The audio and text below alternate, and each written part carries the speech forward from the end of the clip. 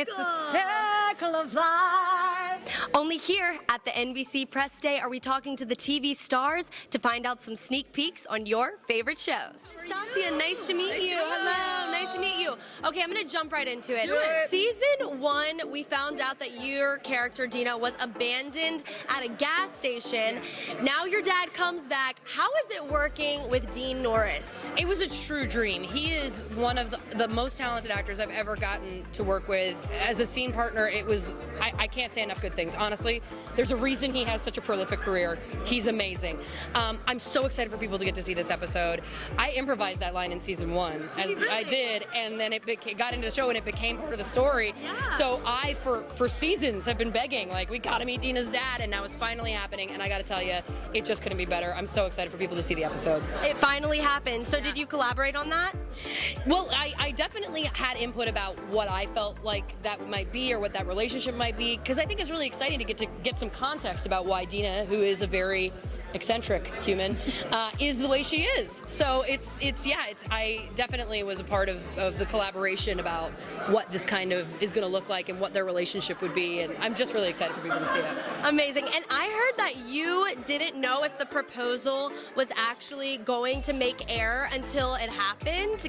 Yeah, it wasn't in the original written script. It was one of an alt that they'll throw in, like, hey, why don't we do one where he proposes? And we're like, okay. Yeah. And so it wasn't until I saw the episode airing that I was like, oh, we are getting married. Okay. Yes, it's actually happening. Yeah. Yeah. So were you happy that it went through with it and the storyline there? Yeah, I just think it opens up a whole world of possibilities for Sandra, who probably never thought this could happen, you know, and I think it's been a challenge for her to get to the altar, but she has high hopes, you know. She's found her man, and I think she's going to make that happen. No. Who's there? Who's there? You know what? Who's there? It's season 4 ending on a cliffhanger, and then we don't know what's going to happen to Mateo because we find out that he is undocumented, so it touches on a little bit of a heavier subject. Yeah. Why do you feel like it's important that you guys did touch on a more serious topic in such a hilarious show? Well, I think that's what our show does best. I mean, not just with Mateo's undocumented status, but we tackle like all those current events and topical topics, Yes. as they say. No one says No, that. I know it's a new word that I just made up right now. Topical topics. But topics. you do touch on immigration and Workers' rights. We've done like gun laws and Abortion and family leave Yeah. and I mean, here's the thing. This show, we talk about the things that are the normal things that people talk about all the time. We have these conversations in real life constantly, and no one ever stops mid-conversations like, are we being scandalous? Like, is this being subversive and provocative? So we're just normal. They're telling the stories that of normal people. And if we can't make it funny, we don't do it. Or we make it the cliffhanger. our show is about working class America, so it would really be a disservice if we didn't tackle any of those issues. I completely agree, and I'm really happy to see you back. What are you hoping for your storyline now that we don't know what's going on? Well, yeah, so season 5, he's just going to try and keep his head above water and try to stay within the world. But, you know, he's got a new love. Mateo is dating Amy's brother. So that's a fun little new development in his life. So Mateo needs a win. Yeah. You know, Mateo needs a win. And he will. Well, thank you guys so much. I really appreciate it. Not training anymore. Not training. I'm the host of the show, and it's a whole different ballgame out there. I bet it is. And how did you prepare Erica and now Steve to be the red and blue team?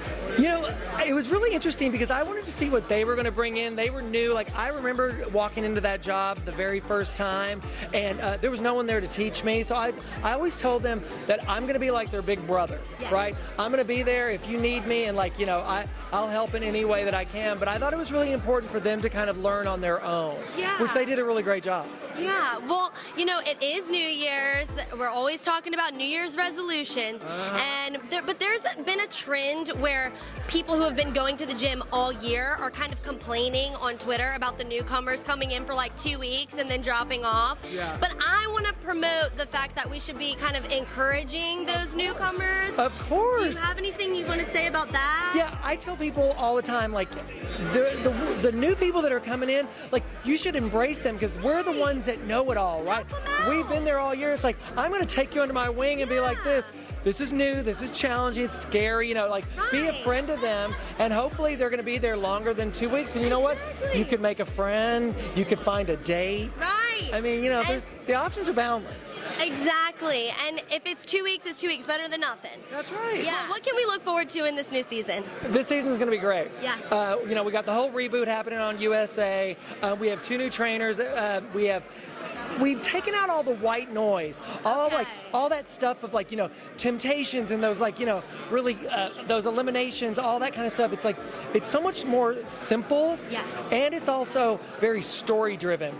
These contestants come in and they've really got a lot of baggage that we want to open up and go through and help them. And I really do believe that the viewers are going to get so much inspiration from hearing the stories that they're going to be hearing. Yeah, amazing. Well, I'm so excited to see the 12 contestants. Yeah. It was so good talking with you. I hope you have a great rest of your day. Thanks Thank so you much. So much.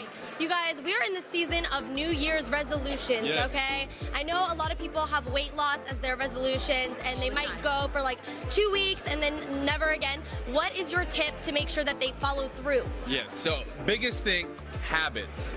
Realistic habits. So if you are just going to go to bed at the same time every night, wake up at the same time, go to the gym at the same time, and really biting off things in small bites. Yes. New year, everyone wants to just jump right into it. It becomes overwhelming. Slow things down. Pick something once a week that you want to really focus on and really get good at habits. Yeah, and baby goals, baby steps, right? Make those little tiny improvements over time. I'm going to drink a gallon of water every day this week, or I'm going to move for 15 minutes every day. Small goals still lead to big things. So small goals, big gains. So I'm like you in the fact that I lost a bunch of weight. You did, and girl. yeah, thank you. I love it. Thank you very much. But what is your tip for keeping it off? Again, it goes back to those habits. Motivation and inspiration is not always going to be there. There's mornings where I don't have any motivation. I'm not inspired by anyone or anything, but you have to build those habits, and that's a choice you have to make in day out. Every morning I wake up and every meal I eat, I have to make that choice. You have that power. You better untap it. Exactly, and I would ask you guys what your New Year's resolutions are, but you just got engaged. I did, so So to you get already married. have- Yeah, that's my New Year's goal. Yeah. Yes, And then I bagged him. you did, you got him. Got him. What about you? Mine's to read more, actually. So I think, read something simple that I need to get back to. It's one of those things that I feel like I'm at my best when I'm continually learning. Yes. And then you're able to share with what you then have learned with other people. So getting back to reading more. Amazing. So proud of you, Steve. Yeah. So proud Well, of you. congratulations, you Thank guys. you. You are going to be awesome. Nice meeting Nice you. meeting you. Thank you so much. Okay. Zoey's Extraordinary Playlist. What an extraordinary show that they have all these musical outbreaks. Are any of the songs getting stuck in your head? Are you finding yourself at home, singing all the songs all the time? No, I find myself at home rehearsing all the songs I have to perform next. All the so I dance don't moves? Well, the songs and the dance moves. Yes. You got to learn the lyrics. That's very You got to true. learn how to sing them, and then you got to learn how to dance them, and you got to do all that. We call it Camp Broadway. So we just go, go, go. If you're not shooting, you're rehearsing. That's amazing. And I heard you talking, and you would learn a new musical number every 8 days. Is that right? Well, what I was saying, we do a new musical every 8 days. So if you have numbers, like in the next one coming up, I got a couple numbers. So I only have a couple days to learn those numbers, and then we'll have to choreograph them, and then we'll have to shoot them, and then you'll hope you don't screw them up. So Oh it my keeps God. it exciting. So are you just exhausted by the end of the day? Well, I'm usually moved somehow because it's my mother had Alzheimer's and my character has a similar kind of thing, and it's I just feel lucky because I know that we're not going to get too many more opportunities to tell the story like this that speaks about the way in which we're all connected and we get to sing and dance. So I'm enjoying every second of it. And music really does that. Is there any songs that you have had this past year that have really moved you in 2019? I can't even tell you how many songs have, and the ones coming up have. Being moved is not a problem with reading these scripts. Yeah, absolutely. So Zoey's Extraordinary Playlist is an extraordinary show because you get to really read the minds of people, and we can't in normal life understand what everyone's thinking and feeling all the time. No, I don't know if you can. Do you have that Absolutely power? not. Absolutely not. No, Absolutely not. You're right. We can't. You can't. So that's why this show is so cool to me. If you did have a superpower like Zoey, what would it be? Probably teleportation. Teleportation, like that would be awesome in LA. You're right. Just, like, Bypass all snap the traffic. Yeah, and Anything then I you're touch there. goes with me. Exactly. Yeah. So with these musical outbreaks, I know that you guys were rehearsing and learning lyrics and Yeah. dancing a lot. Yeah. What was your favorite one to perform this past season? Well, I'm not going to say all of them because it hasn't happened yet. Oh my God. But what I will say is the song Mad World connects with me in a really personal way. And the way that they allowed me to do it is very heartfelt and vulnerable. And that's the way that I like to perform. So it's great. That's awesome. And so with this project, have you learned anything about just human interaction and communication through learning to perform with all of these songs? Have you learned anything about yourself maybe? Oh, absolutely. I've learned that I can dance, which is a shocker. It's amazing. Yeah. And I've also learned that throughout the show and the premise of the show, to not judge any book by its cover. Exactly. That we all have something going on. Zoey has the privilege of hearing what's actually going on with people, but you know, there's certain times in the world and in life where someone can do something that may be off-putting to me, but when I have that understanding that there may be something else going on, it kind of softens the edges of that experience for me.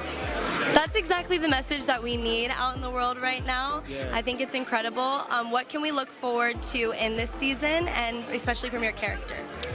In this season, you're going to have a whole lot of joy. You're going to have big group numbers that are going to blow your socks off, and you're going to have really intimate, small numbers that are going to be super heartfelt and vulnerable, that are going to pull at your heartstrings. I think you're going to get the gamut of experience in the show, which is special. Yes.